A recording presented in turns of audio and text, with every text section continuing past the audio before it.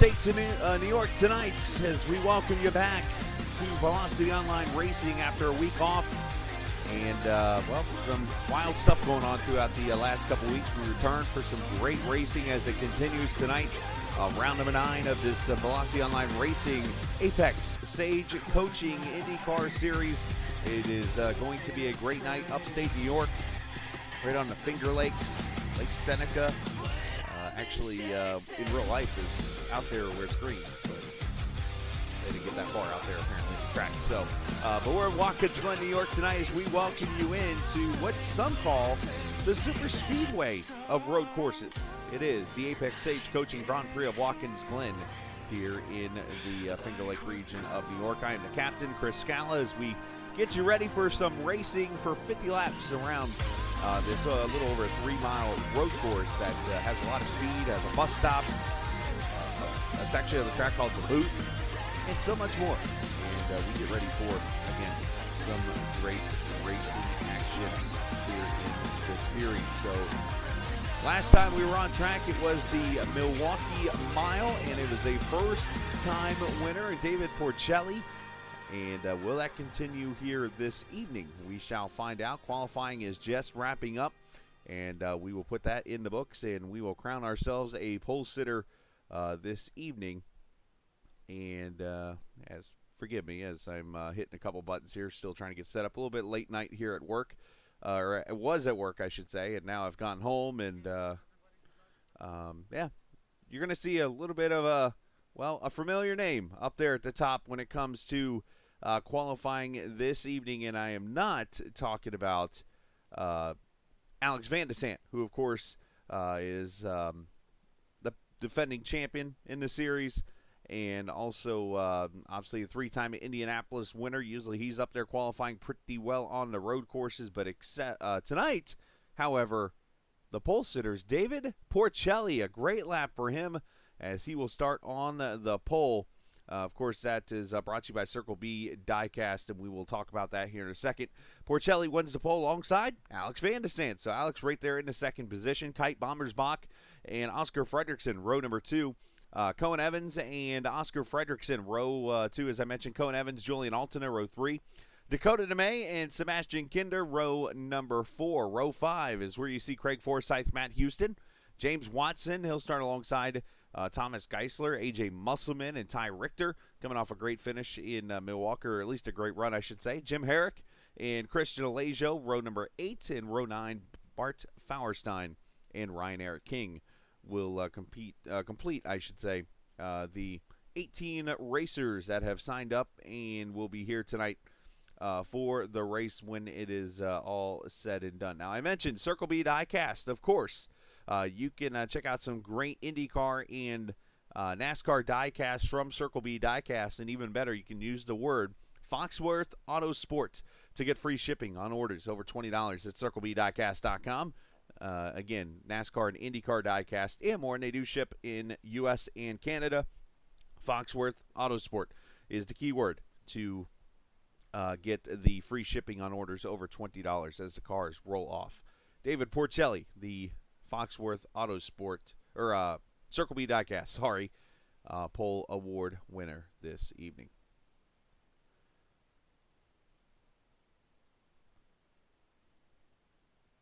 Appreciate everybody joining us this evening. As you see the cars out there on the track as they're rolling up through the S's. It's kind of interesting because I saw a graphic this week on Twitter. Somebody actually posted a photo of what Watkins Glen looked like when the track first opened. And it showed the old layout, and it was interesting because the first thing that comes to my mind is the old press box. And if you saw the first shot tonight that we were looking back from turn 2 and turn 3, which is the S's, you could actually see the old starting stand right there in the middle of the S's where it used to be when the track was straight actually at that point before the S's were put in. So going to be a minute here before we get the green flag. Didn't get, unfortunately, any kind of updates points-wise or anything this week, so I'm going to get that here in a second. But we do have this for you. Race information tonight, 50 laps, 170 miles. Fuel window about 15 to 17 laps. They do run 100% fuel in the series, 2 or 3 stop strategy, obviously depending on tires. They do got to use both compounds. High wear on this track. They will fall off really quickly. I think after about 10 laps or so, you'll see the prime tires, which are the black sidewall ones, come to life.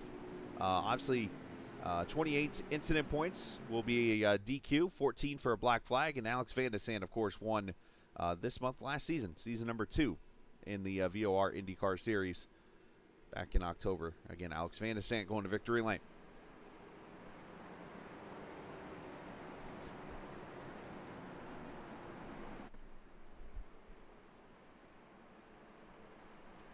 I do apologize for not able to get a link out quicker. As I've mentioned, it's been a long couple of days. I actually am going to do some training in Atlanta all next week. And because of that, obviously, I had to get a lot of things done at work. And, was not able to get some stuff out to the viewers and stuff like I usually do, especially the drivers and stuff when it comes to links so that they can send people to come watch the broadcast. So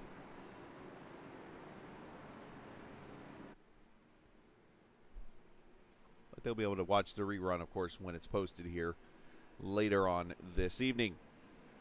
All right, through the NASCAR turn 6 and turn 7 of Watkins Glen. Still hit the right-hander here and come to the green flag. Race number 9 of what has been a crazy 8 rounds of this Velocity Online Racing IndyCar Series presented by Apex Sage Coaching, as Porcelli and Van de Sande lead them to the green flag. Here we go, road racing from Watkins Glen.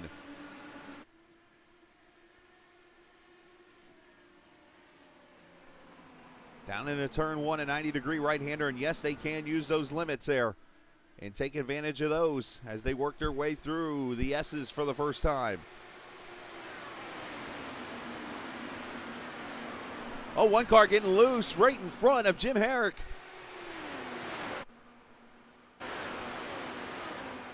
I think he might have saved it. It was it looked like Ty Richter. What a save on his part. Alex Van de Sande with issues. Oh no, the championship leader. Towing back to pit road, the defending race winner with damage over coming out of the bus stop over into the carousel. Not the way you want to start. And Cohen Evans also involved. That's 2 of the cars from the LMC Gear team. What happens? Alex loses the position there. Oh, he catches the inside grass. And bam, gets clobbered by his teammate. Wait a minute, I saw a white car come in there also. Don't tell me Jim Herrick got a piece of that too.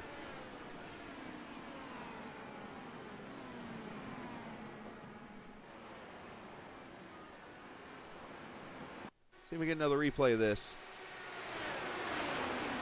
Oh, a disastrous start for the LMC team.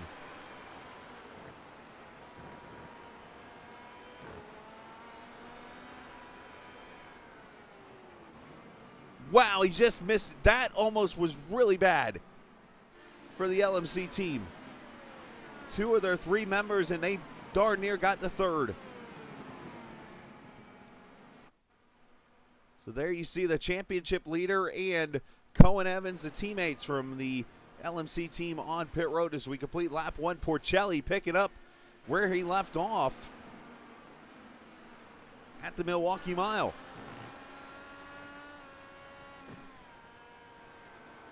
Here's Craig Forsyth, 8th position right now. He is a 4th LMC Gear team, so thankfully not all of them are gone.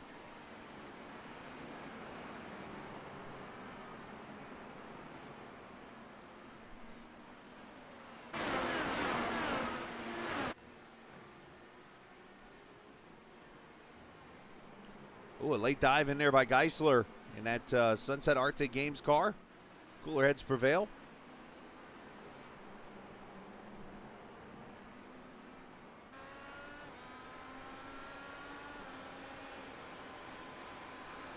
So Kite Bommersbach up to the second position. Kite, of course, you might know that name from over at iRacing, coming over and been running VOR lately. Part of the 5150 team, I believe now. A very, very intelligent and very good racer who I think is going to do a very good job. And you see already as he and David Porcelli have already pulled away to almost 4 seconds on Oscar Fredrickson.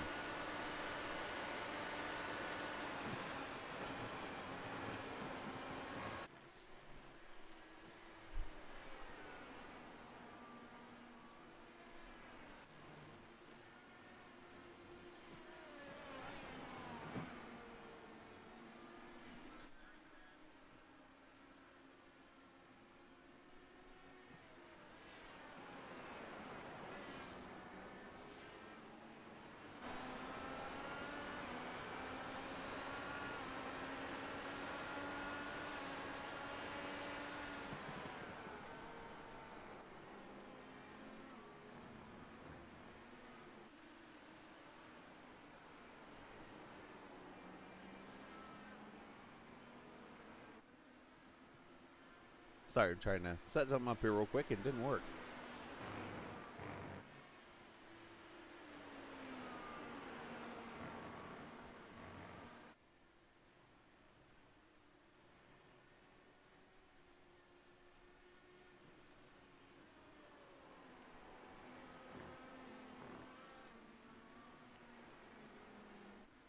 Well, looks like Bart having some issues here. So I'm seeing a lot of off-track issues, but I think the majority of them are actually just kind of running off the track or something because of track limits and stuff. So other than that big wreck earlier, not really seeing too many issues right now on the track. We are seeing a pretty good battle back here where Julian Altina sits, Dakota DeMay, Sebastian Kinder, Craig Forsyth, all these guys in this fight with Matt Houston also.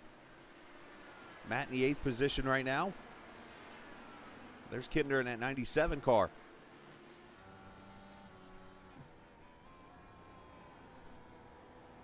Kinder in the 6th position right now.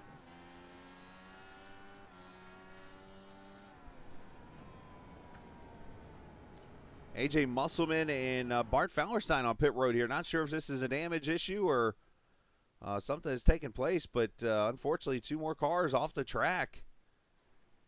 Trying to see if I see some damage. Looks like the left front wing of Bart's is gone. And not sure about AJ's back there, but unfortunate deal there as here comes Porcelli, who leads right now 0.8 of a second over the 11 of Kite.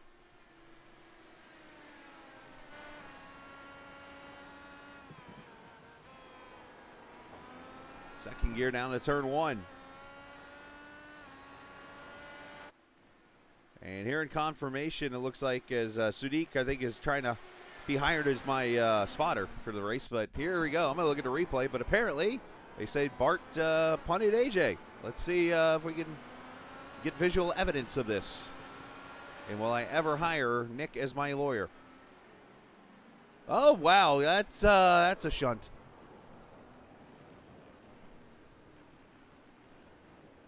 I think that says enough right there, unfortunately. Bart does get in the back of AJ through the toe of the boot.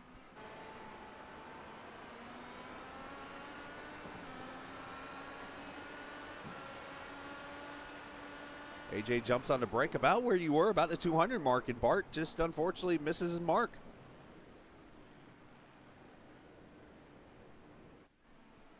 Tough break there. So here's the trickiest section of the track right here where the leaders are coming out of. Turn 9. This is the transition back onto the NASCAR portion of this track. And I don't know what it is. Very off camber. It's blinding. And it causes all types of fits for drivers coming out of that corner, especially if you are just aggressive with the throttle. That car will come around on you. Now let's go back to Dakota DeMay, the video game creator. Sunset Arctic Games 82 car riding behind the 31 of Julian Altina. A little bit of short fuel save there. As you mentioned, 15 to 17 laps on a tank of fuel. You do the 15, you multiply that by 3, you get 45. You do the 17, you multiply that by 3, you get 51. 50-lap race. Do the math. You better run a 17-lap stint somewhere in there if you want to make it a 2-stop race.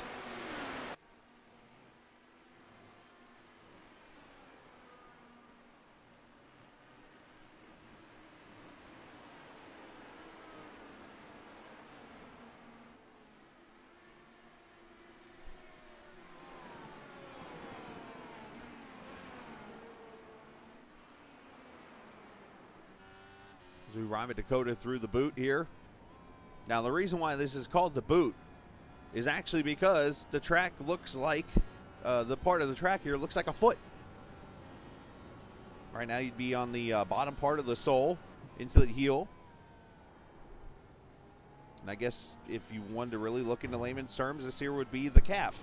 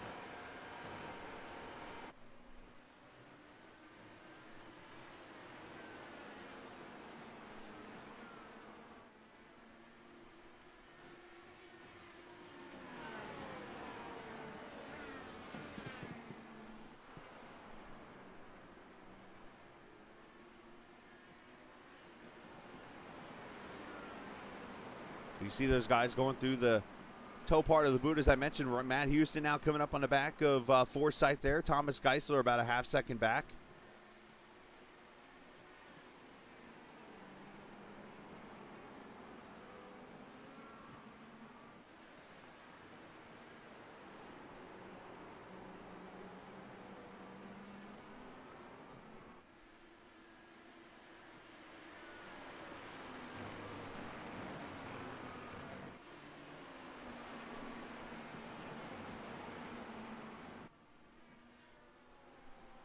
So the top four, about 6 seconds separation. In fifth place, Dakota DeMay, Sebastian Kinder, Forsythe, Houston, and Geisler.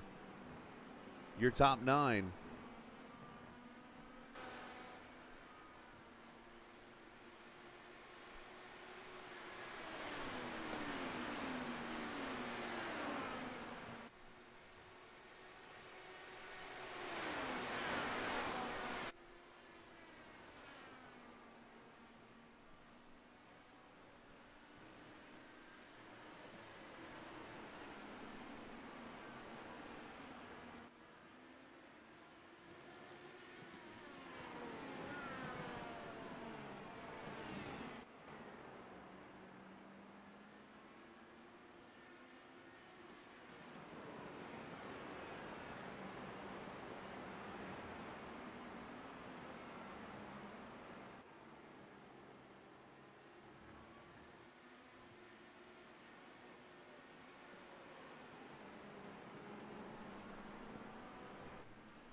Sorry for the silence there. Just taking a phone call real quickly. Is you see Matt Houston here, the 66 on board with him. Going into turn 6 and turn 7.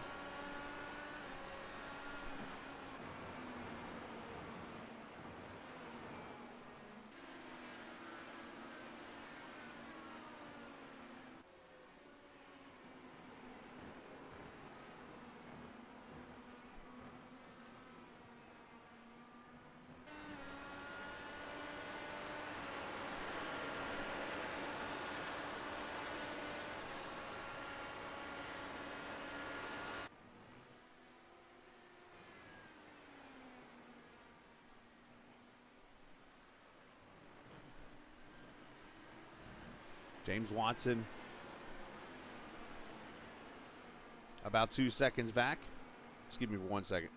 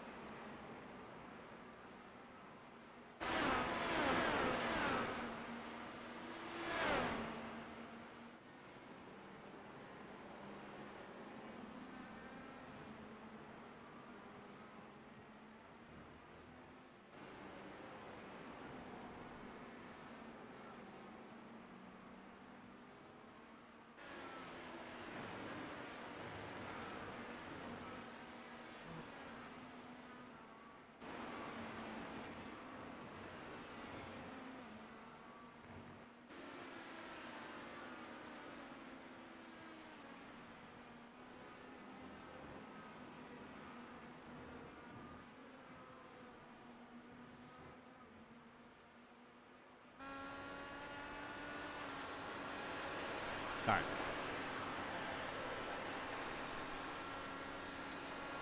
Sorry about that little break. So back we are, lap number 9 here. So we're about 6 laps from the halfway point right now as you look.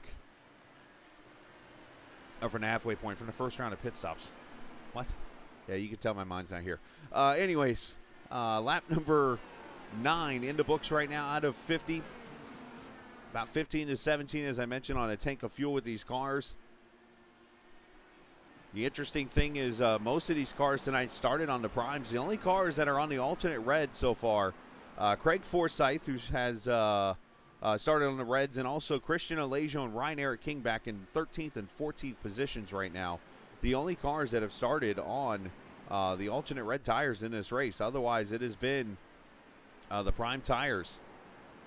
Now, the interesting thing about it is these drivers did not have to start on the tires that they qualified on.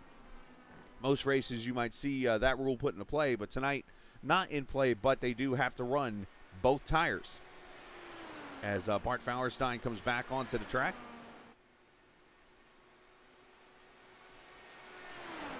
Let's take a look at the weather for this race. 78 degrees, I believe it is pretty close to default when it comes to the setting for the race tonight. 103 track temp, 56 humidity, percent humidity, winds out of the north at 2 miles an hour. But Porcelli's led all 11 laps here so far out of the 50. We've had one big accident take out both teammates, or 2 of the teammates, I should say, from the LMC Gear team.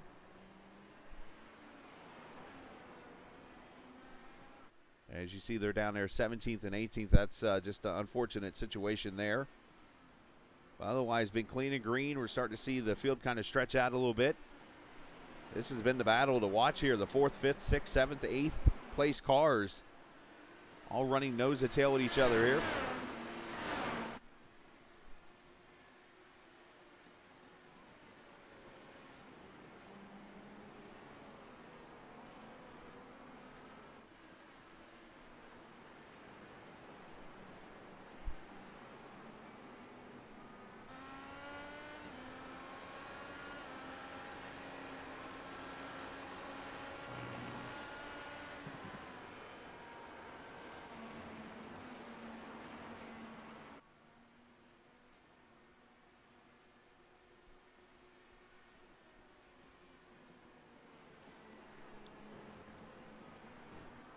So Dakota right now about a second or so off of the back bumper.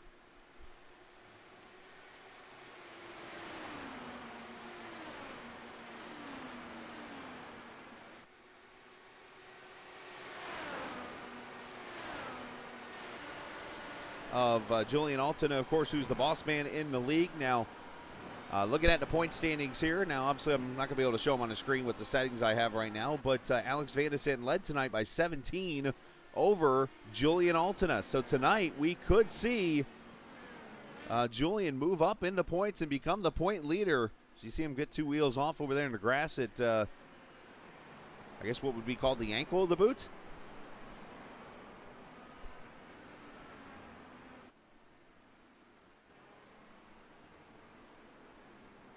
Oscar Fredrickson, 18, or in the 3rd position, I should say.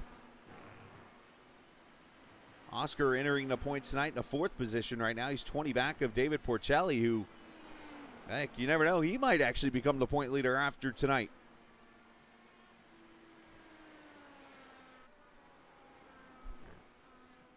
But here in the next 2 laps or so, we will really see what strategies come into play.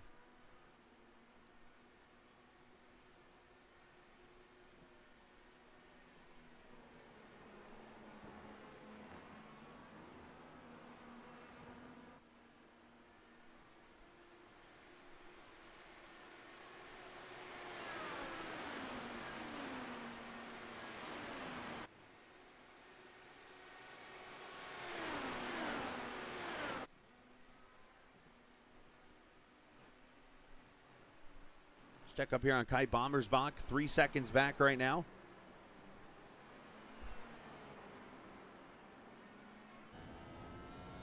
The old face shield view.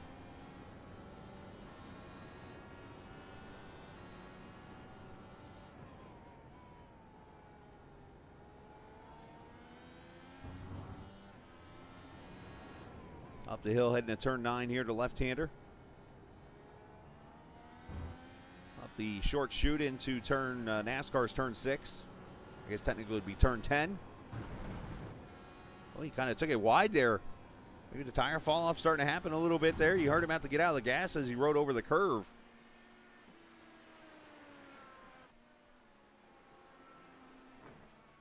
Now, Craig Forsyth has been to pit road, so has Christian Alesio, and they have swapped over to the Prime tires. So an early pit stop there, and obviously a commitment to a 3-stopper. And going to be a little, let's see, that was lap number 12. He came to pit road, so definitely going to be a 3-stop strategy now for these guys.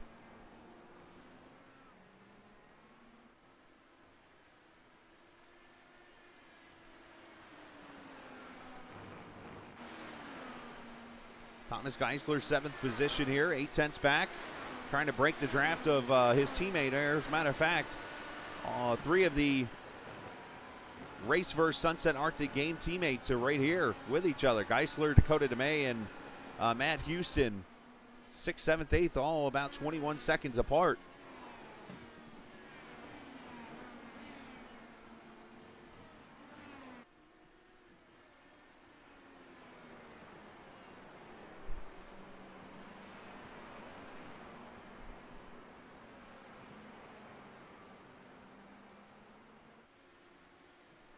Of course, this is going to be the start of what's going to be some wild couple of days here on the Captain Esports Network broadcasting-wise. The reason I say that is because Monday through Friday of next week, I am going to be driving down to Atlanta every night, or every morning, I should say, and about an hour away from where I'm at, and going to be doing some stuff for work, so I'll be coming back and doing broadcasts and stuff throughout the week. So, yeah, I'm going to be a little tired probably, but needless to say, looking forward to it all.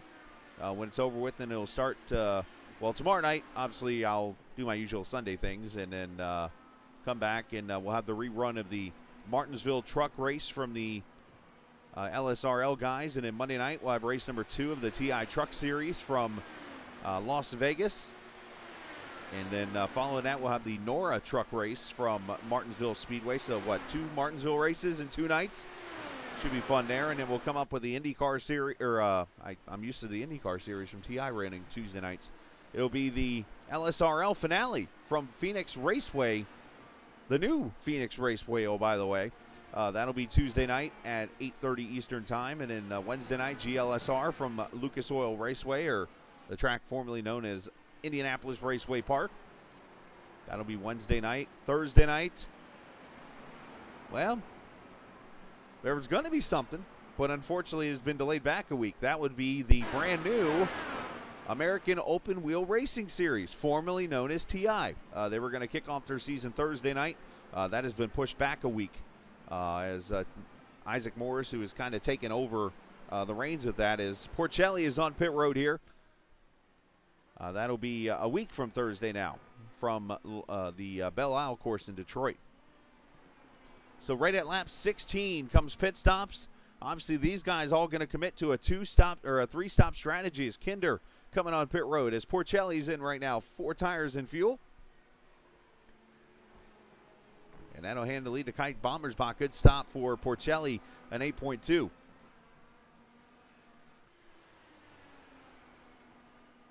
So Kite going to try to do his best impersonation of Michael Schumacher here.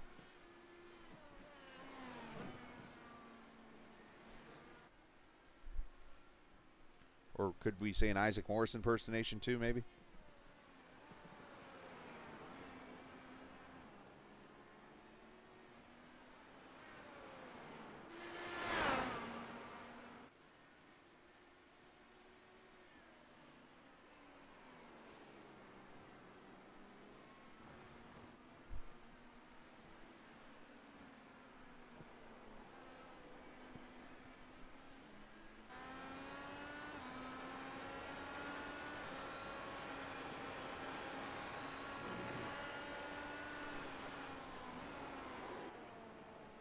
And now Kite's going to come to pit road. Now, his strategy is very interesting. He just went 16 laps on a tank of fuel. The question, how much fuel is in this number 11 car right now? Because if he is able to stretch this another lap like Julian Altina is, and Thomas Geisler and Matt Houston and Dakota DeMay? These guys, let's see if they all pit. If not, they're going to make it to lap 17.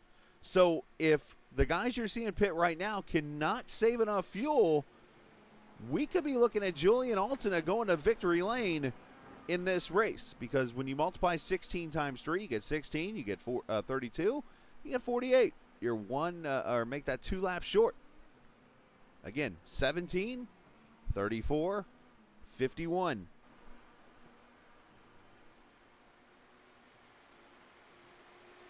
Now, Porcelli did stay ahead of Kite. As a matter of fact, he's pulled away. Almost got a 10-second advantage on him now. So, very impressive pit stop by the 15 car. As a matter of fact, Kite, a 13.4. So, a very slow stop on his part. But here's Porcelli now, unfortunately, in the middle of traffic, as he tries to get around Matt Houston in the 3rd position here. Fresh tires working their way through the field here.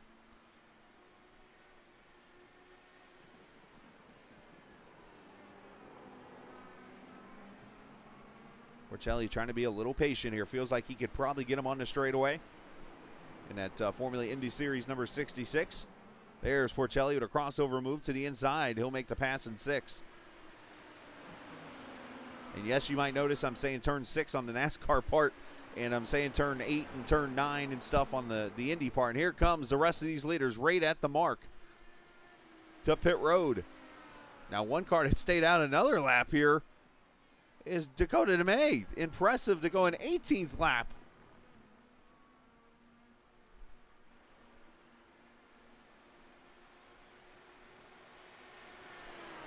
But I say that because of the different circuits on the track, obviously the different areas.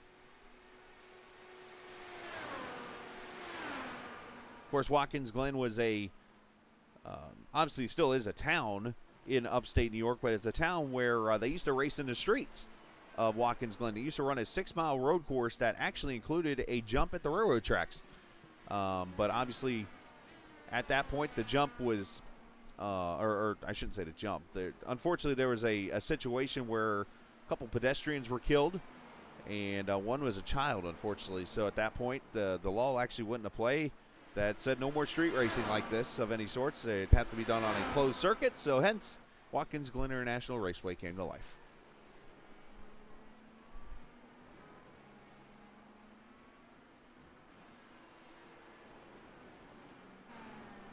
So Matt Houston, 9.6. Julian Altina, 9.6. Forsyth going to jump them and move up to the 6th position. And why is that huge? Well, Craig actually pitted 7 laps ago. So he was able to do what they call an undercut on the other cars and has moved up into the top 10 now. The difference, though, is Craig will have to come to pit road in about 10 laps. So can he hold off Julian, who's about 3.5 seconds back for the 6th position, as Porcelli goes purple with a lap of 128.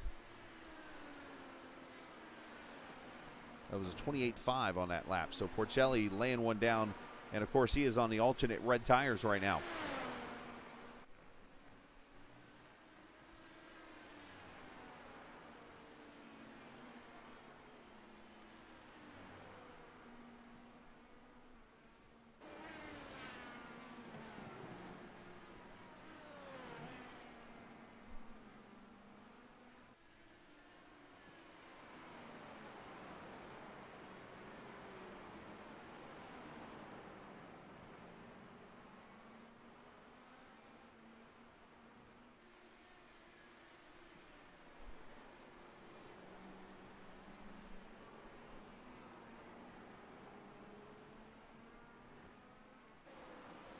Porcelli coming up on the back of Christian Alesio.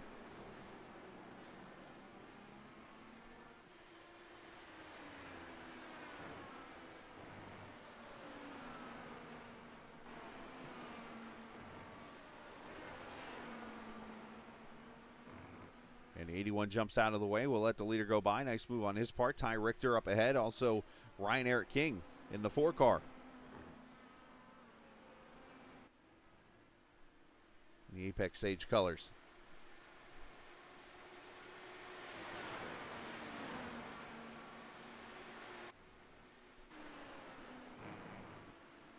We watch Matt Houston here in the 66 car starting to make some way here on the 31 of Julian Altena.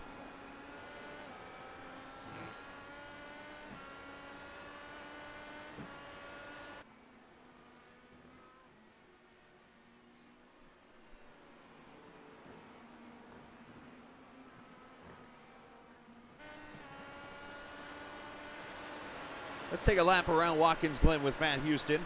One I can actually tell you about. This is one of the rare road courses I have plenty of experience on. I actually have a third place official IndyCar finish at this track. But coming to the bus stop here, he actually takes it kind of cleaner than I would. Usually I use that right side curve, especially in the stock car, it helps you turn. But through the carousel here, and I'll tell you the story about that here in a few minutes, but into the boot part of the track. Left-hander here, a blinding downhill corner. You got to be very patient rolling the throttle because the car wants to go out to this curve. I usually brake here at about the 200 mark or a little afterwards. An uphill right-hander that can be very deceiving. You can approach it totally multiple different ways. Up this, what would be the bottom of the foot, shall we call it. 200 mark here again, another right-hander. And you come up to this turn 9 section, takes you back onto the NASCAR portion of the track. See how blinding it is uphill, almost a first gear corner. That uses second. And you're pretty much wide open here through this part. A little blip of the throttle. You want to try to stay off that curve. I've seen too many cars spin there, and in this corner is very easy to miss. Just a quick 90-degreer. And you head north up the front straightaway here, right at Lake Seneca. Probably one of the slower corners on the track. Right there, turn 1. You see Julian takes it wide. And you're wide open in one of the rare sections where you can use push to pass like Houston is right now and actually use all 20 seconds of it right here.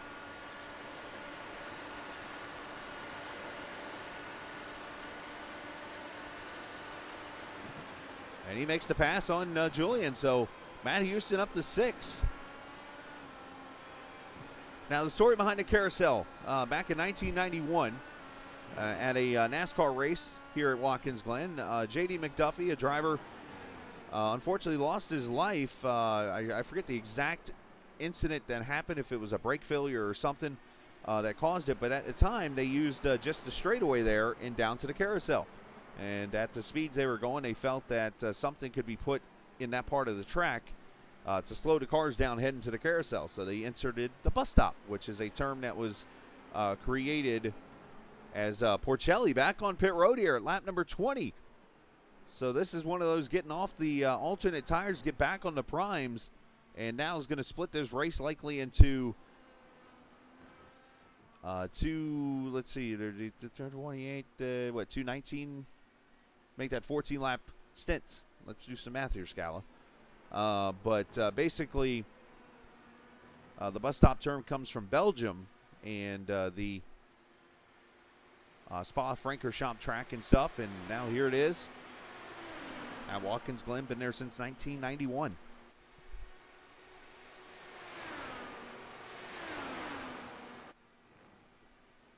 And I can tell you just from my racing here on iRacing that an IndyCar gets to about 172, 73 or so miles an hour, I think, going to the bus stop. So if you can only imagine that little more stretch, you're probably up to 180 miles an hour into that carousel that you slow down to, about 4th or 3rd gear, depending on what you're comfortable in.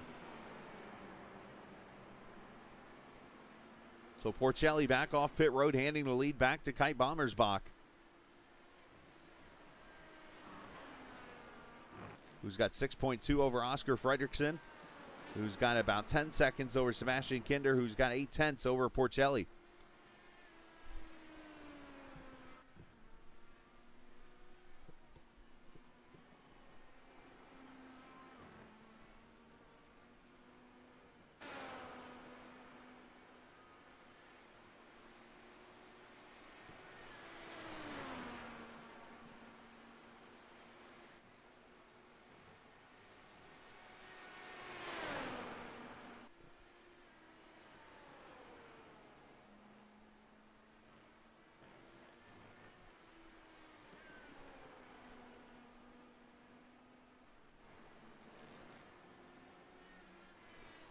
Porcelli starting to make waves here on Kinder. It's going to be for third.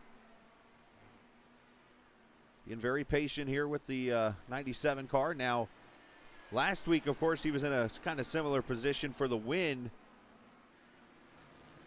And there was some contact made.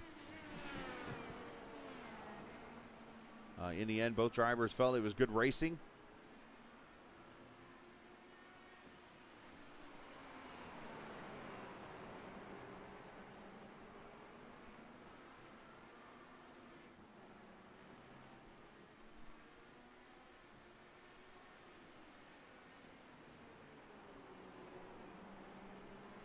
Porcelli moves up to the third position.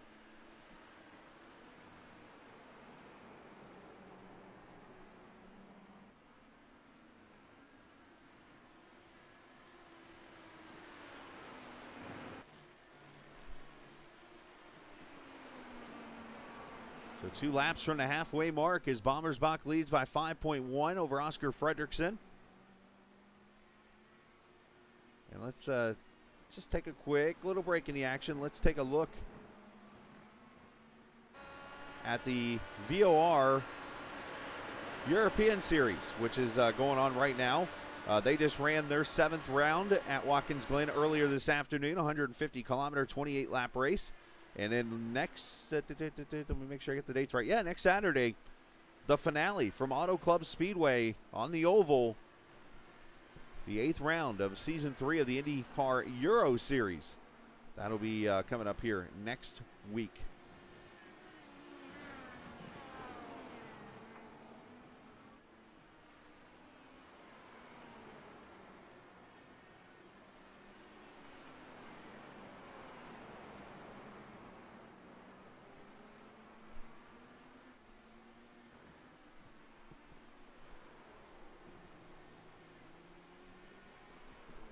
Appreciate everybody watching this evening here on the Captain Esports Network. No, it's not the highest amount of viewers, and I'll take the blame for that. Unfortunately, not able to get the link out to everybody quick enough, and that's something I'm going to try to pride myself on doing a lot more, is getting the links out quicker to my viewers so that you guys are able to watch streams here on the Captain Esports Network. As Thomas Geisler comes to pit road.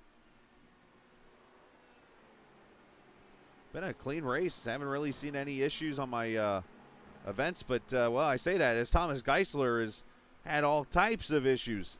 We've gone from a Dallara IR18 car to a Lotus 49 here. Let's see what happens to the 16 car. Oh, wow, big shunt here. Over in the bus stop, too. Wow, we just talked about rough and tricky of a corner. Oh, you know what? I see the front wheel came off the ground there, and he is going straight. Just too much speed. Hits the tire barrier and destroys the 16 car as the track worker over there points at him.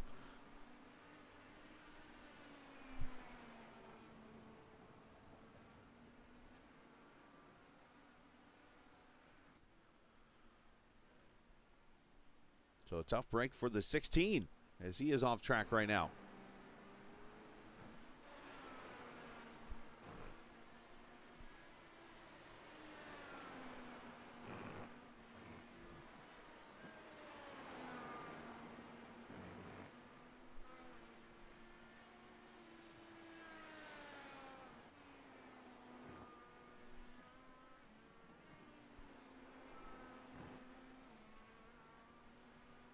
Now, of course, Kai Bommersbach, one of the many drivers that a good broadcast partner, Gary Godso, who's helped me with many TI broadcasts, has gone out and found. He's got a very interesting theory behind his research.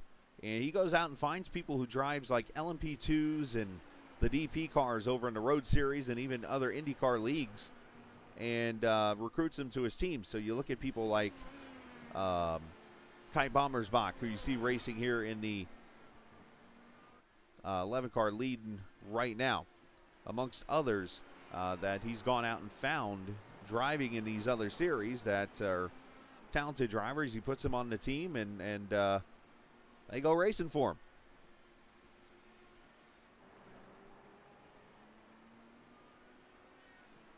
Oscar Fredrickson, who's been a a common commodity of the VOR team, which, of course, with Julian Altina. And Robert Sadler is not here tonight, as Joseph Grijalva watching tonight. Hope you're doing well, young man.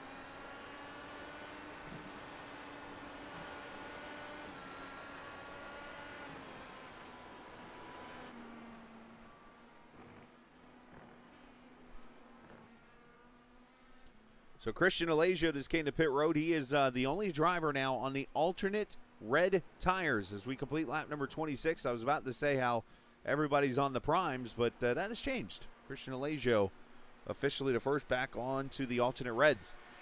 No cautions in the race. Obviously, there won't be a caution as road courses always run green all the way through.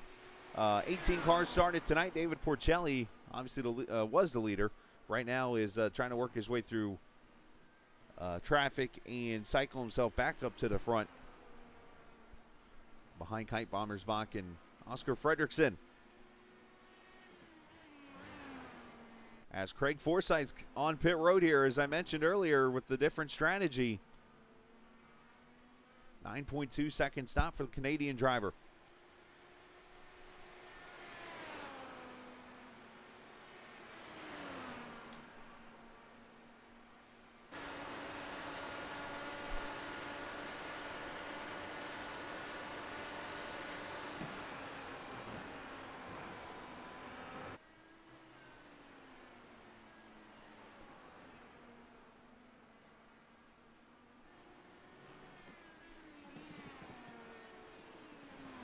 So after tonight, we'll have 3 more races left, and they will all be on ovals. Texas Motor Speedway, the next one coming up, 250 miles around the 1.5 mile track. And then the one that I'm kind of looking forward to, because it's one of the rare ones I have not done yet when it's calling to broadcasting. And when I say Daytona International Speedway, well, yes, that exists. And yes, I've called races on it. But I have not called an IndyCar race on the oval at Daytona International Speedway. That is what we're going to do, 250 miles. That is coming up round number 11. And then Chicagoland Speedway to finish it out.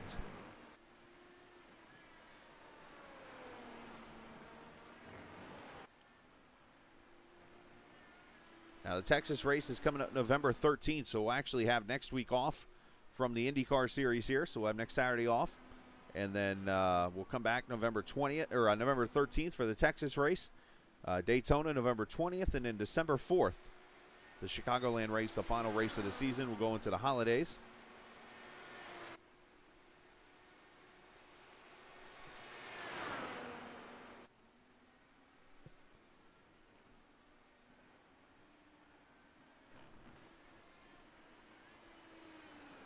And we've got a battle shaping up for the 6th position here. Let's check on Dakota DeMay and Julian Altina here. Dakota taking a peek, kind of showing the nose a little bit into the heel part of the boot. Is it weird that, actually, no, I'm sorry, that was the toe. Is it weird that I look at my foot every time I look in that corner and make sure I get the shape of the track right? It's my reference point, my foot.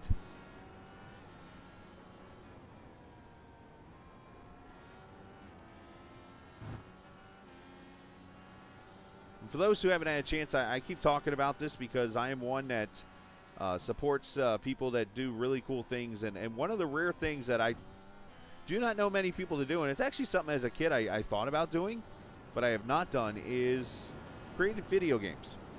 And you've heard me talk about Dakota DeMay, who is a video gamer. He is one that creates video games as part of Sunset Arctic Games. If you go in and check out the game Voltic Pistol. It is one that you can play right now on Steam. Been out for a while. But the one that he's working on right now, and you can tell he's putting a lot of effort into it because, let's be honest, it was supposed to come out earlier this year, but they're making sure that this game is right, which is, in my honest opinion, the way it should be.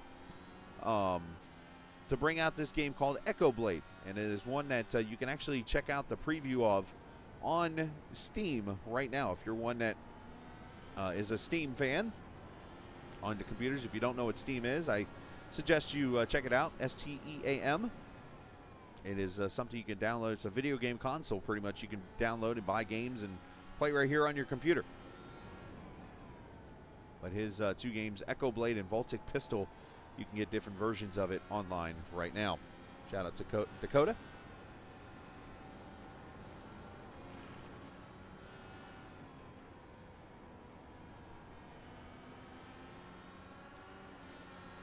He's got a run here, push to pass engaged. 5th gear up to 6th as he goes down to turn 1. He will make the pass for the 6th position. Dakota DeMay past Julian Altonen. Now, one advantage Dakota has. Remember earlier in this race, he went to lap 18 on his fuel. So he is actually probably running a higher fuel number, or a higher level, I should say, of fuel than Julian is. So he's able to go faster. Not to mention he's down to 3 push to passes already. So that allows Dakota to kind of drive harder here, and he's able to make the pass on Julian for 6th. He's got Matt Houston up there about 5 seconds in front.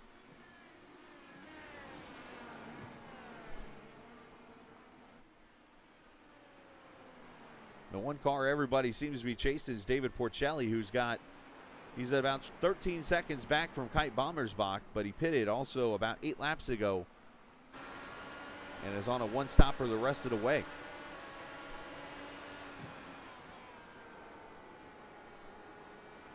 Should mention our cameras tonight. It's presented by TrackCams 4 Gourmet. You can check them out at trackcams22.com. Oval, road course, and rallycross racing cameras that you can check out and more at trackcams22.com.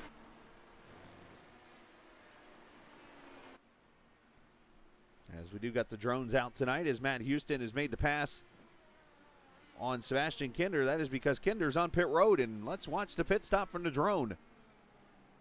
Unfortunately, you will not see the live pit crew.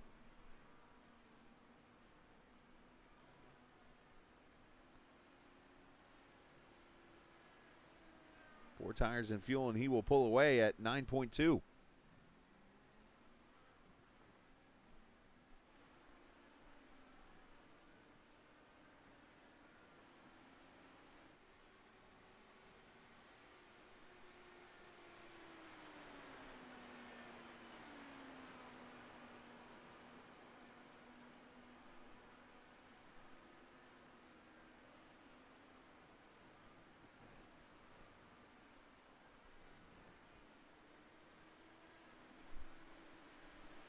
I want to keep it on the drone cam here for a minute because I know I talked about it a little bit ago, the old start-finish line. I want to see if we can get a view of it.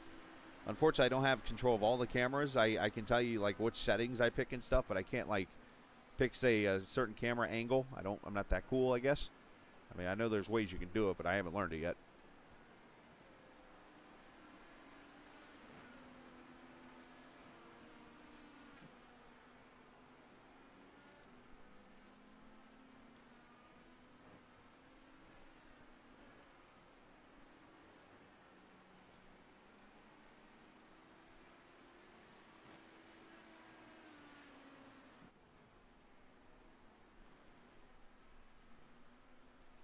Actually, you know, one thing I can do real quickly, and I'll do this real quick as we're on this camera, as you see him onto the front straightaway here.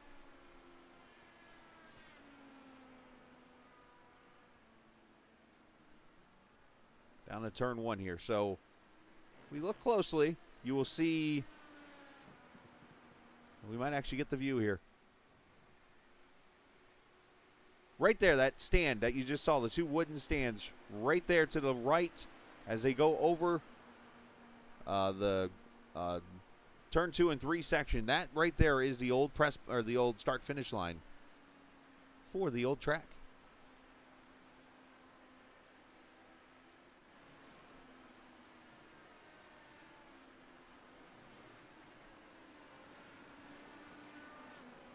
Joe Harleman watching tonight. Joe unfortunately not here. As Kite Bommersbach to pit road, let's cover that stop.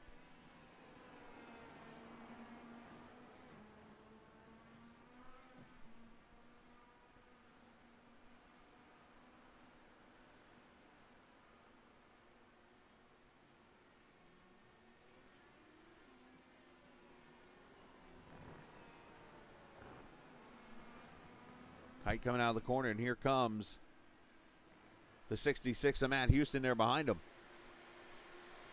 Matt going to try. Oh! Hold on. Right behind him there. Matt got a little loose.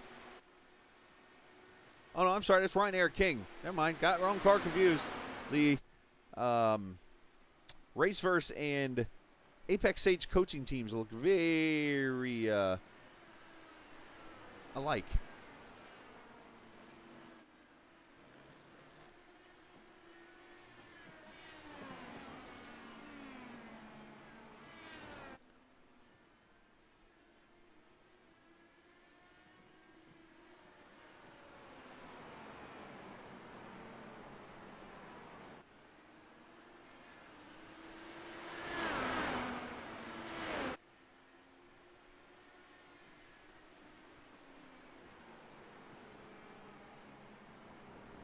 Joe Harleman stewarding over at Nelson Ledges. You're going to have to help me out there. Where's this track at there, Mr. Harleman? It is one I've not heard of.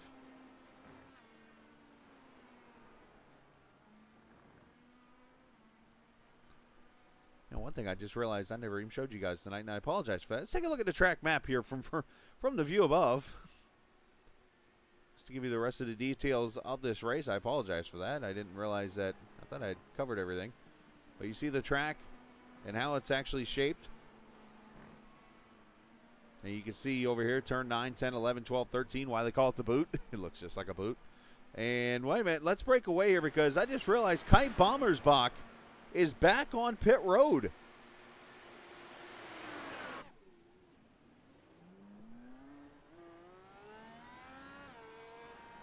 Not sure what transpired here, but Kai Bommersbach back to pit road and leaves the pits. Not sure if it was a speeding penalty or something. A 7.4 second stop.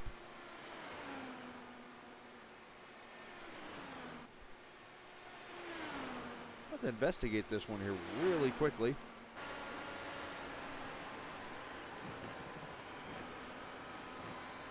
Wonder if it was, I don't know, it wasn't a speeding penalty. You wouldn't, if you sped, it wouldn't be a 9-second stop.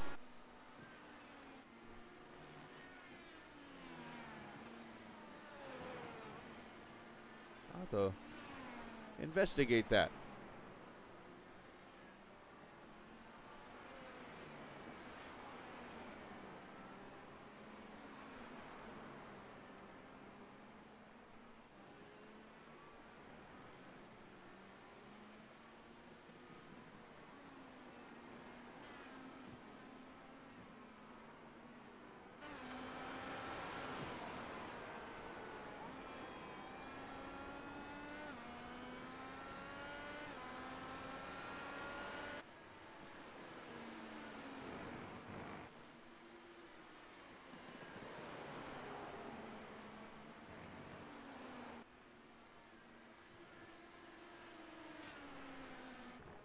So 15 laps to go. David Porcelli back to the front. And there he is in that 15 car.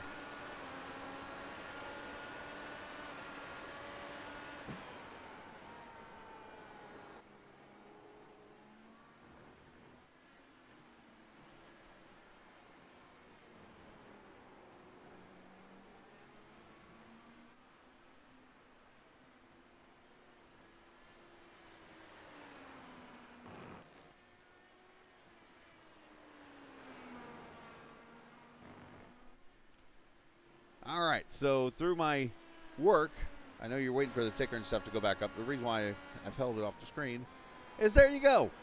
The original Watkins Glen layout. So when you look at it, the portion that you see down. All right, so he's going through the S's right here. You see the S's. And then you got to what is the back straightaway here.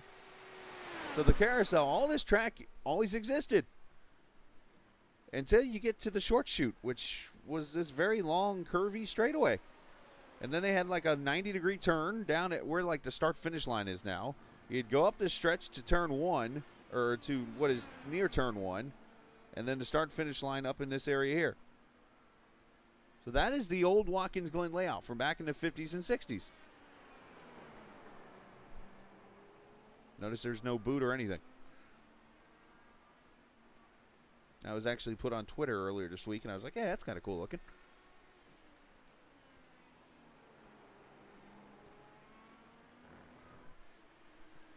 which sets us to where we are today. James Watson on pit road, the 39 car. Haven't said really his name much tonight. Doing a good job. There's James.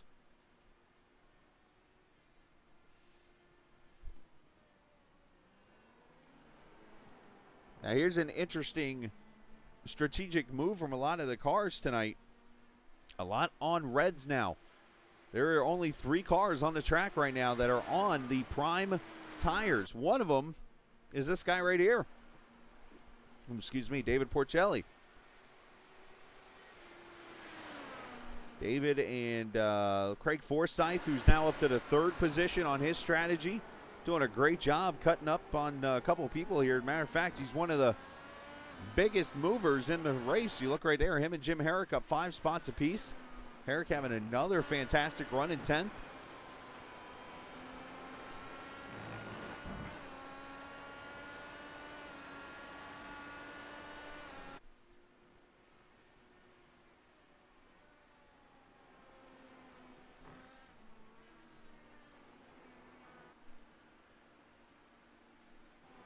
So I'm going to go back here. I didn't get it. I haven't not seen the replay at all, but I want to go back and I want to watch the whole entire lap of Kite Bommersbach, and I want to see if something happened from his first pit stop to his second pit stop.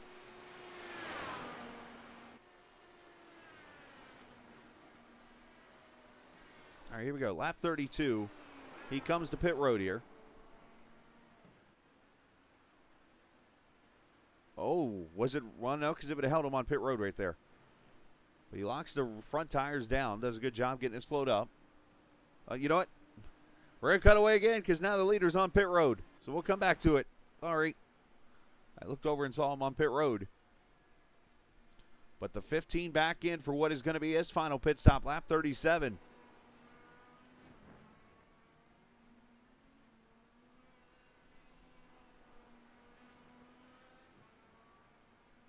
Obviously, his ideal goal is to be in the lead by the time Oscar Fredrickson comes off to the final corner. Look at this. He might just have it. Porcelli is out and gone. Look at that. Your final pit stop of the race, and David Porcelli leads still.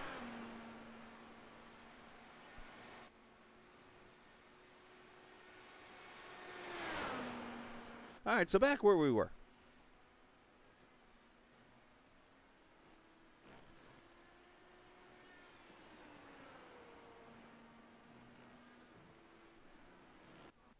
All right, so Kite is on pit road here.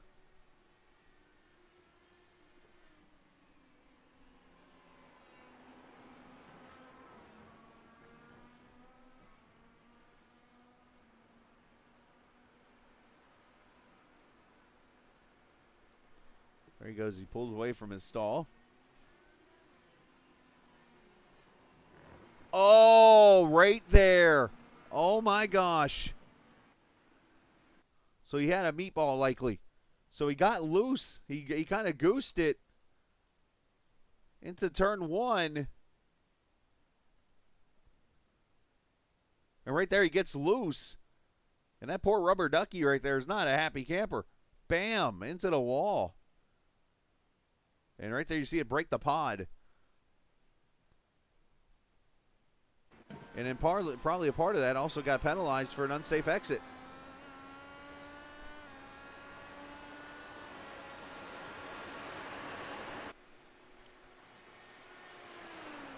So Porcelli leads now by 5.4 seconds over Oscar Fredrickson. Craig Forsyth still runs third, who's got 8.3 over Sebastian Kinder, and Kite is now 5th. Well, that's kind of scary. You guys are watching me in VR. This is wait a minute, are you guys in the same place watching me on VR? The Cusano crew. Cheers.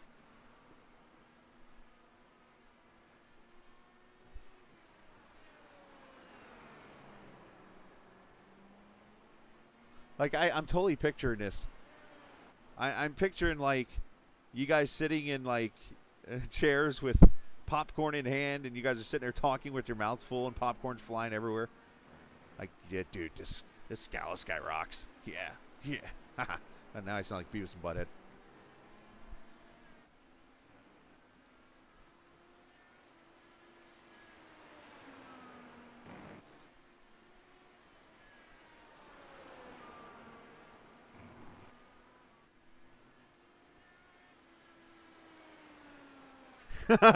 There's Dan Marrera, right when I need him to step up. Attaboy.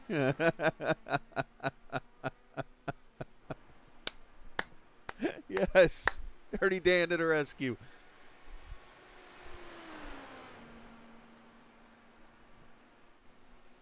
On Facebook, too. I think Dan that might be my first Facebook mention. Oh, Dr. Pepper jelly beans, very nice. For those who don't know the story there, I was in the Dawsonville Mall area in Georgia here, and I went to a candy store for my 6th anniversary, wedding anniversary with my wife. Candy apparently is one of the traditions, or sugar. So as I was looking for something candy-wise, I come across Dr. Pepper jelly beans. I'm waiting for Dr. Pepper ketchup to come out next. Then I'll start naming off things with Dr. Pepper in it because, well, we already do it with pumpkin spice. Why the hell not?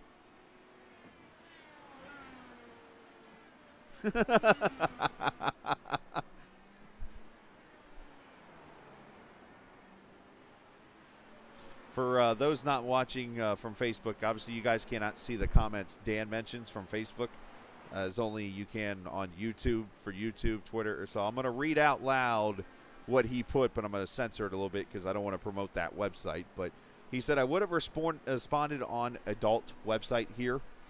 Comments, you were not live there, ... this time. Which I've never broadcasted on that channel, but that's another story.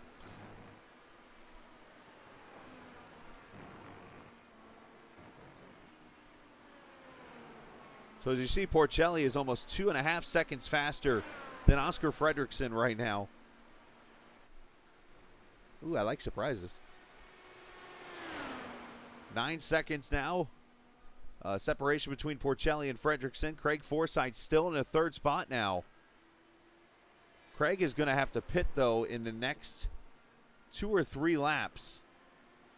And when he does, he's probably going to come back out around the 7th position, 7th or 8th spot.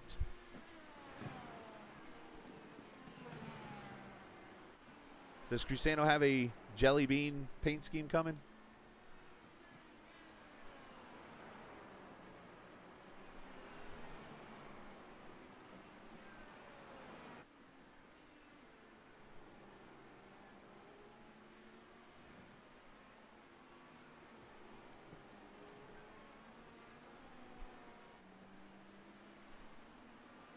Oh. Now, if it's a Captain Esports Network broadcast paint, it will be like the 15th one I've seen in the last 3 weeks. But that'd be cool, though.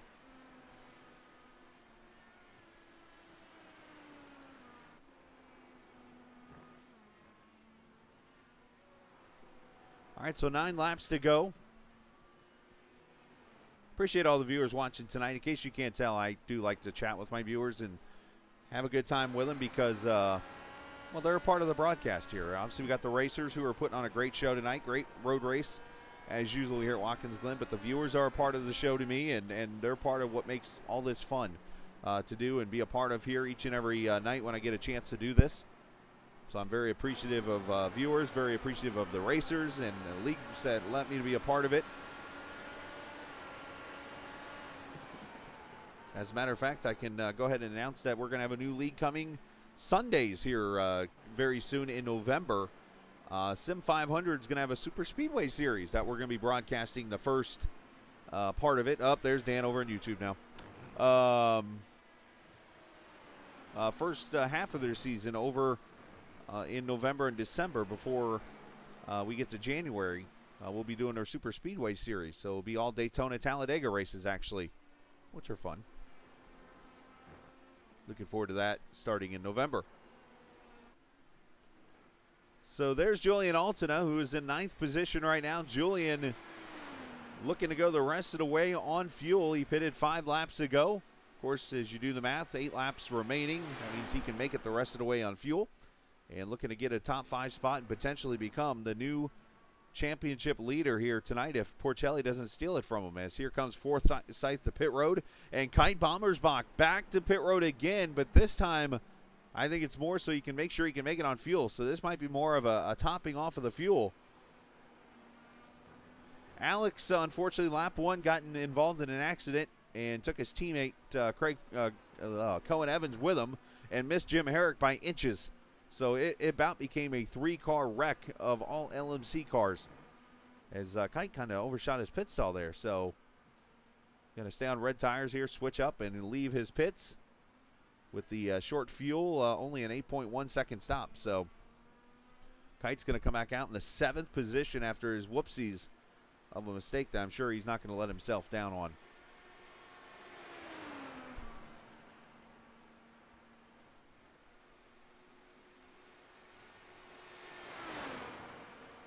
Going to play some pool. And I probably shouldn't have said that out loud because here comes Dan Herrera very shortly with a bad joke.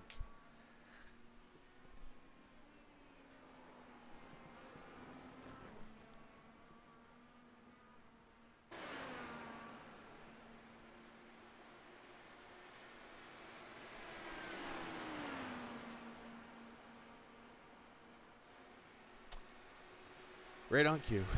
No pun intended. Herrick jumping out of the way of Porcelli there to let him go by, put him a lap down.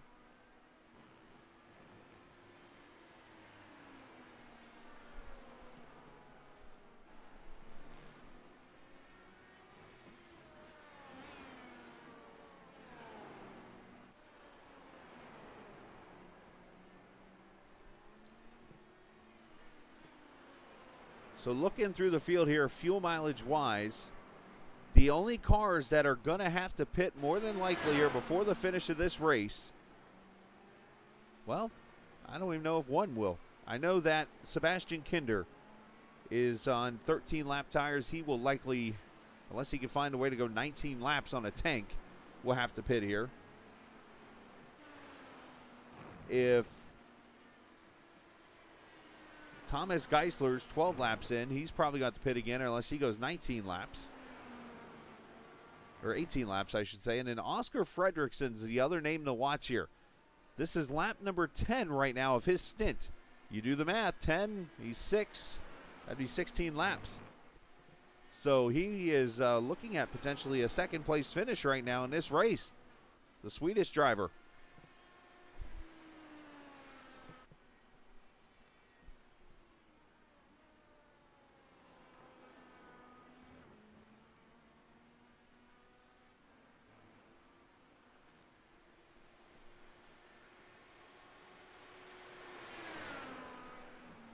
Oscar's on the alternate reds.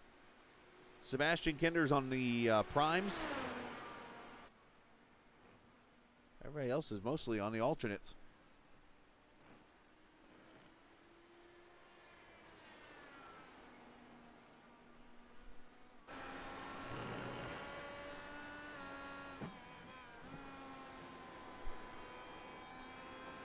And how about David Porcelli? I made a comment back in his first race of the season that he looked like he was going to be a pretty sporty dude.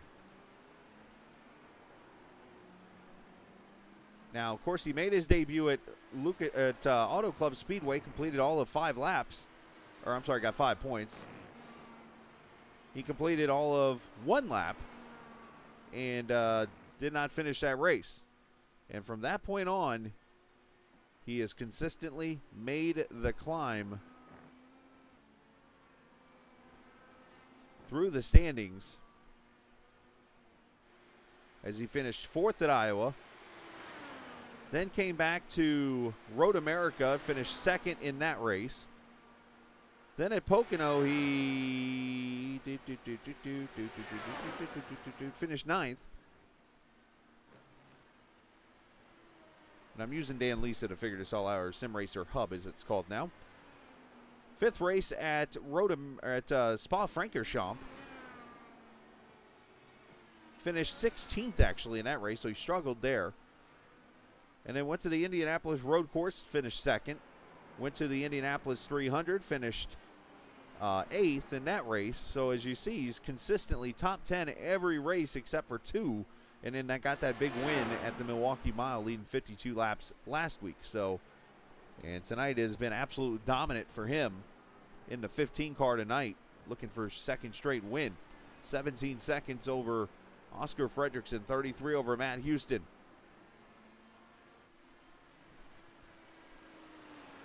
I appreciate you, Mr. Michael Porcelli, watching tonight. I know we haven't had the biggest amount of viewers tonight, but much appreciated what we have seen this evening. Here's Craig Forsyth. He is up to 5th right now. He's got about 9 seconds over Kite Bommersbach. He is 2.8 back on Dakota DeMay with 8-lap fresher tires. So we'll have to see. Yeah, Brianna, she was here last week watching. Who's speaking French? I haven't said anything French. At least I can't say on the air.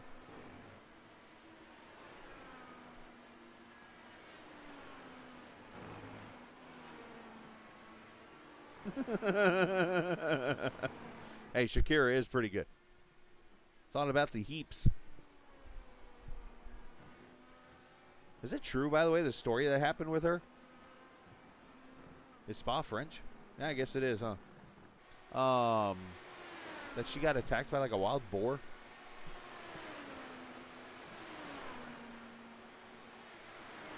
Which is interesting, because isn't she like all of 4'11"?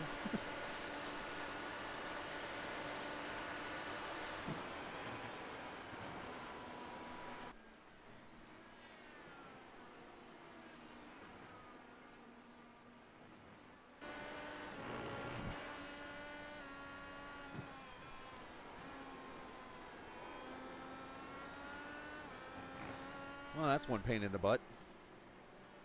All right, so Sebastian Kinder's coming to pit road with 4 laps to go.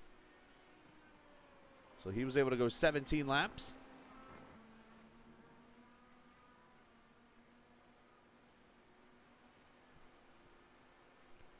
And this is a lot longer stop than it's supposed to be.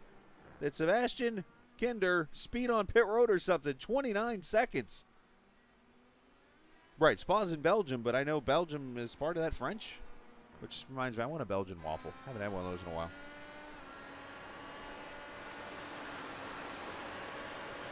So Kinder's actually going to come on track in the 10th position now. So tough break there.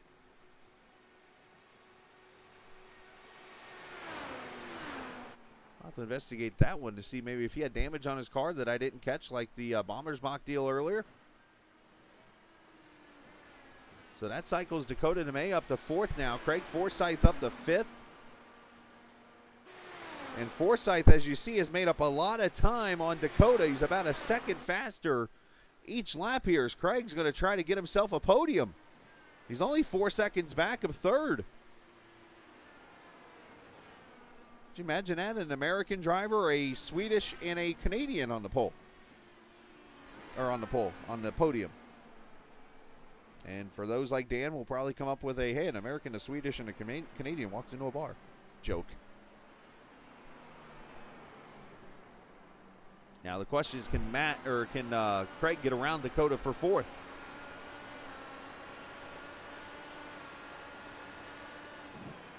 Oh, Craig gets in there real deep. Yeah, gets a little oversteer there. Crossover move. Nice to... Oh, that's tight! Not the ideal corner to make this pass at. His best bet's to wait to turn 1, but obviously he wants to make the move now.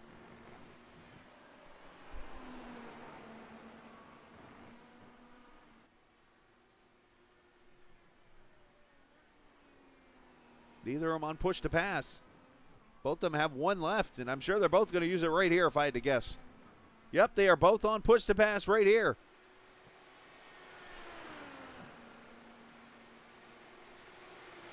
Yeah, it was about 3 or 4 seconds when he come off pit road. Oh, Dakota clipped the curve. That's going to hurt him big time. Forsyth inside and two. Oh, and Dakota overshoots the corner. Craig does too and goes to the grass. Shades of the NASCAR race a couple years ago with Brad Keselowski and Marcus Ambrose, I think it was. Now Dakota's got a slowdown here. Let's see if that slowdown actually helps him. Now Kai Bommersbach back on pit road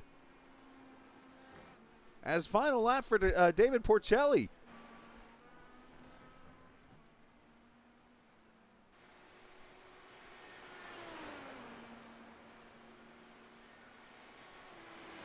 I'm sure that might be investigated here. Let's see as now they go into turn 9 again here. I wonder if... Oh, and Craig goes around!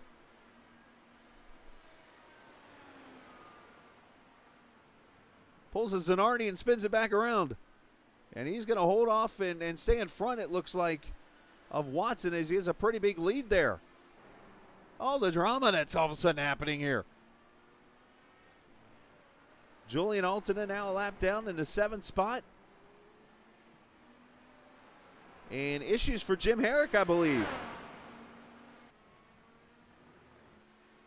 Yeah, Herrick went off track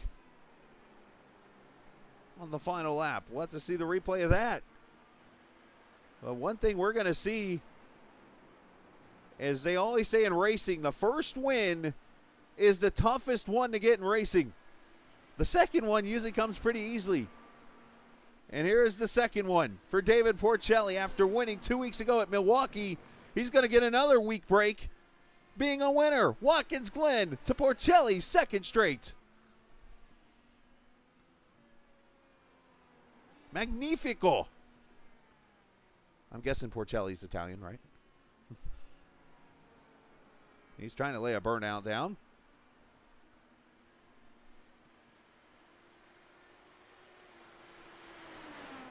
Fredrickson's going to finish second. And my, oh my, look who's going to finish third.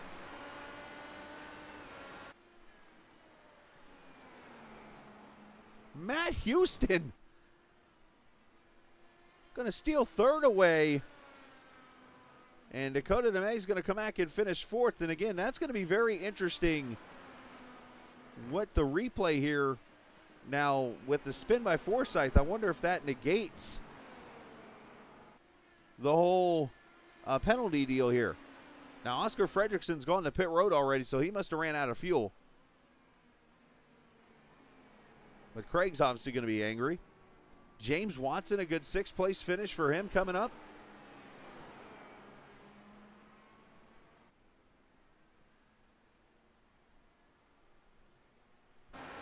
And here's Julian Alton in turn 9 right now. He is not going to be a happy camper, I'm sure, tonight. But if I do the math correctly, I believe you're going to see David Porcelli is going to move to the points lead.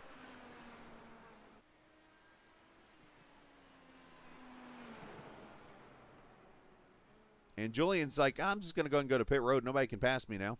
Smart move. Saves himself from running another 3.5 miles of a lap. There's Porcelli cutting the burnouts.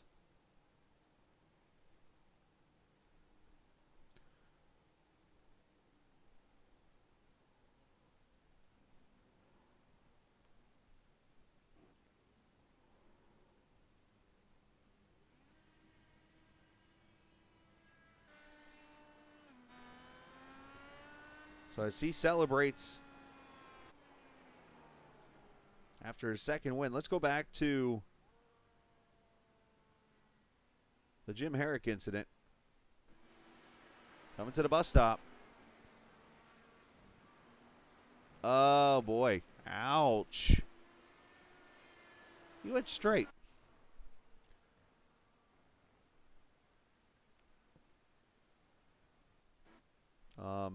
I don't know how else to put that. He went straight off the track. I don't know if something went wrong on his screen or... But that car literally went straight. Yeah, that's what I'm thinking too. A computer issue for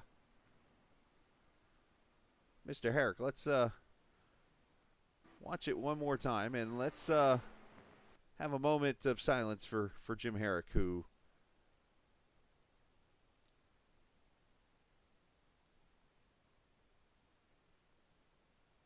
unfortunately has an issue here.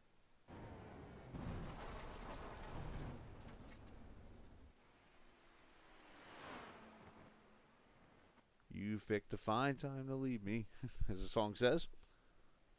All right, let's check out our final results here from Watkins. Glen as Porcelli conquers again, second straight win for the young man in the 15 car, I believe out of Jersey, if I remember correctly.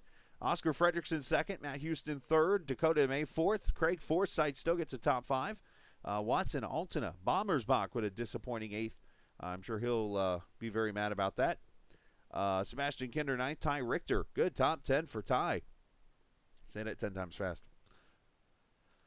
Rest of your results. Jim Herrick, Christian Alagio, Thomas Geisler, Ryan Eric King, A.J. Musselman, Bart Fauerstein, and then there's the two, Van de Sant and Cohen Evans, unfortunately, 18th, 17th, and 18th when it's all over with. Let's go down here and talk to our podium. And let's start with the race-verse entry, the 66 of Matt Houston, a good third-place run for you, Matt. Kind of a quiet third-place run because I know you were running right there a couple seconds ahead of Dakota. He and Craig had their issues, we'll call it, and you were able to just quietly sneak up into a top 3 run.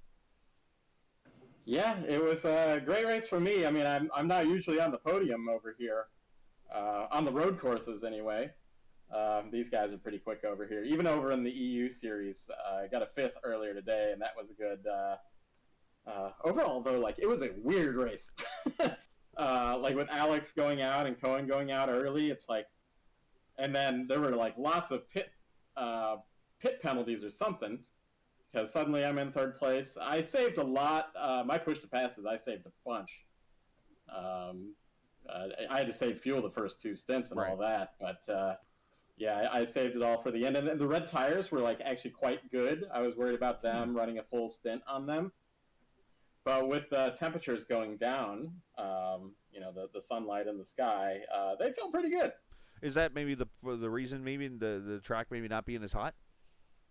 Yeah, exactly. The red tires will last a little bit longer. I bet David and anybody on those 3-stop strategy, they probably put their fastest laps down at the end of the race, I would expect anyway.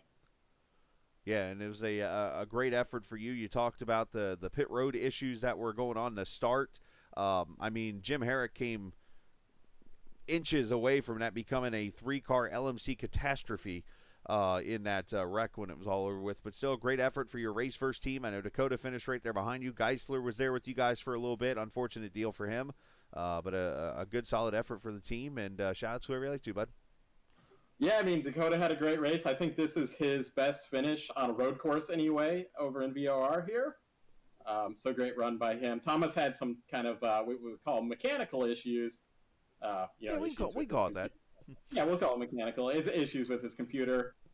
As always, I have to ask my smoking hot wife for supporting me, letting me do this. You know, it's like the day before Halloween, and I get to run 2 races on the Saturday before. So always support from her. Of course, you know, Dakota's got Sunset Arctic on the side of the car. Yep. You can wish list. He's got Echo Blade. It is an echolocation first-person shooter, kind of like that. You should wish list it on Steam. Echo Blade. There you go. Very cool game. And thanks to you there for broadcasting here. And good luck with your studying.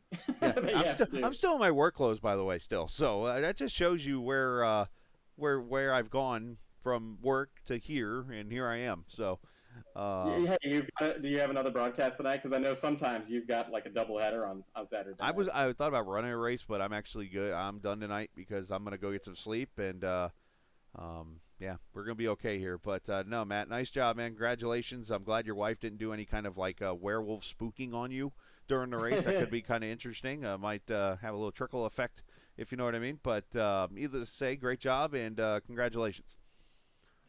Thank you. And I'll just say one thing. I think it's because it's Halloween. That's why this race was so weird. I think Dakota said that. So he had the trademark on that statement. Very interesting. We'll give him props for that. And also Voltic Pistol, another game you can go check out Dakota's too. So also check out Matt on Race First throughout the week, him and Gary and the guys. So there you go. Nice job. Thanks. Absolutely.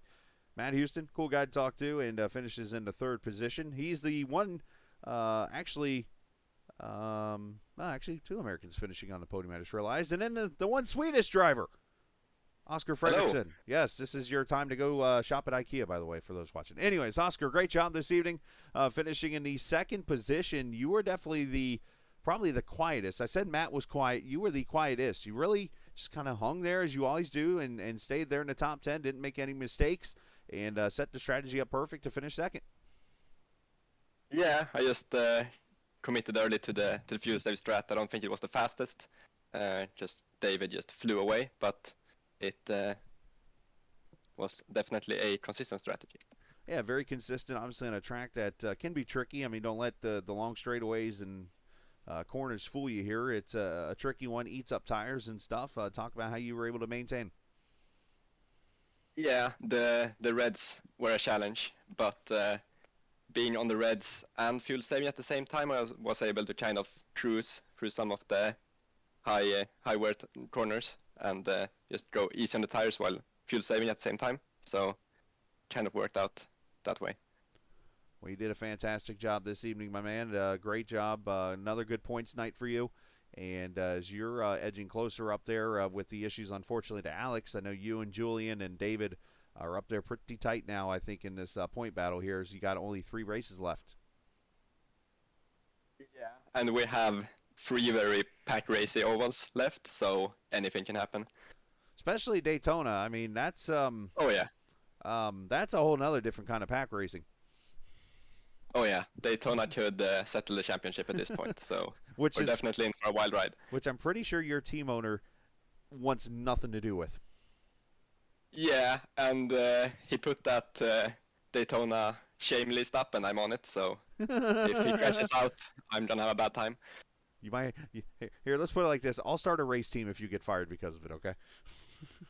Yeah, sounds good. Hey, great job, man! Shout out to where you like to, and maybe something in Swedish.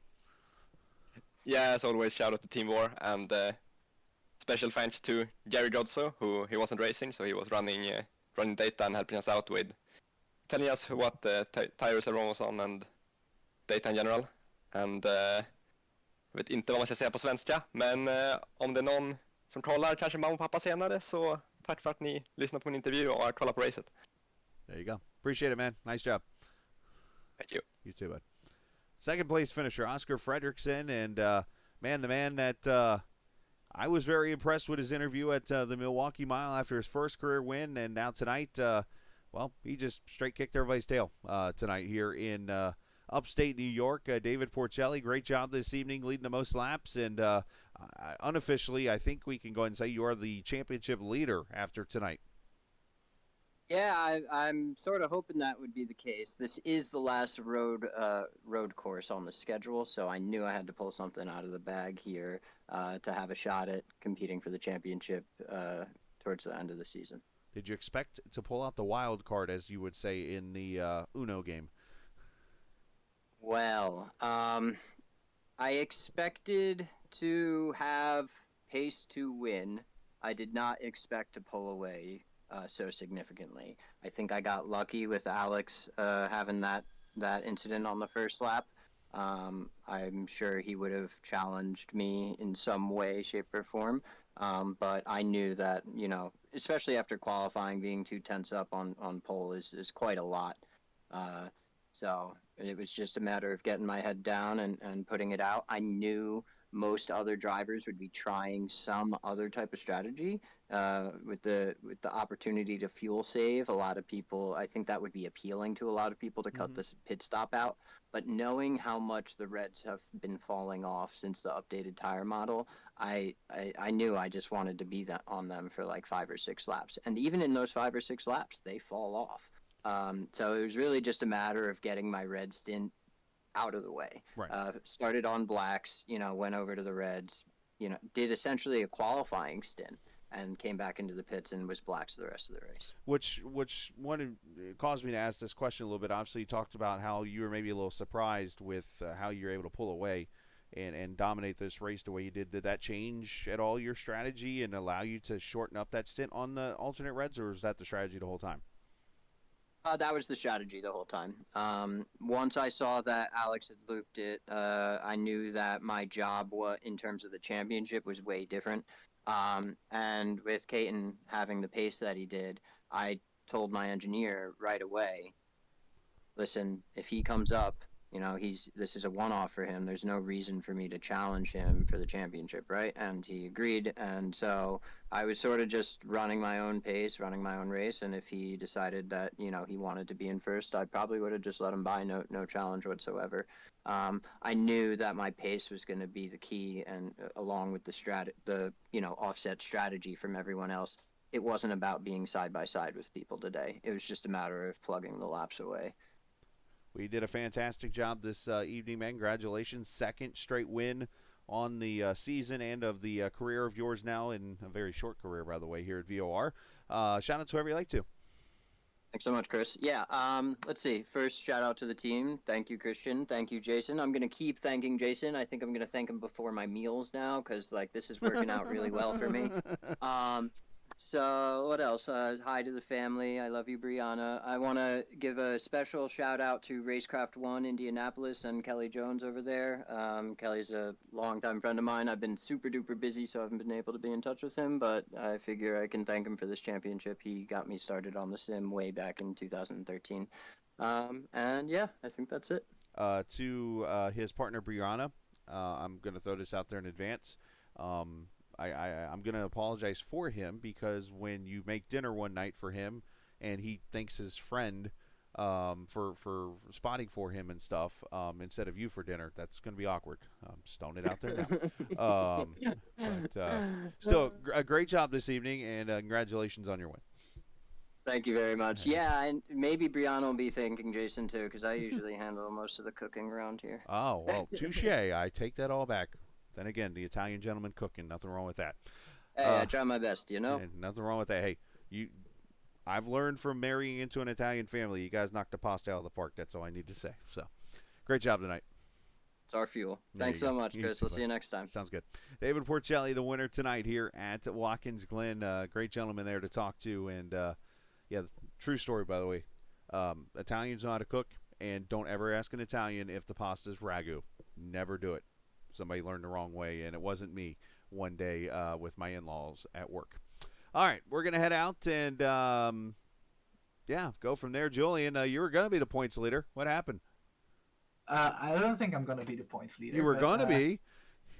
Yeah, I was going to be, but, I went over the pit exit line, which was the stupidest mistake I've made in a really, really, really long time, and I'm so upset about it. Well, now it's the second stupidest mistake, because you just joined me in the booth and you called yourself out on the stream. Nice job. Yeah. Yeah, good job. Yeah, well, it happens. All right, we're going to head out next race, 2 weeks. I've got the schedule right. 2 weeks again. We get to take a week off next week, and we go to Texas Motor Speedway, where Julian will somehow find a way to be the point leader, leaving Texas and be the point leader going into Daytona. Yes. Anybody can win Daytona. Including maybe even I can win that. There you go. Now we're thinking right. So the joke there is that the fact that Julian absolutely despises anyone who wanted Daytona on the schedule. So with that being said, congratulations to David and everybody at VOR. Great racing tonight for the league and stuff. That was a lot of fun to be a part of. And we are out. And again, we'll be back in 2 weeks on the 13th of November. Which will be at Texas Motor Speedway virtually here on iRacing. So with that said, we'll see you then, and enjoy the rest of your Saturday evening. Stay safe, and always remember, this isn't just a game, it's iRacing. See ya!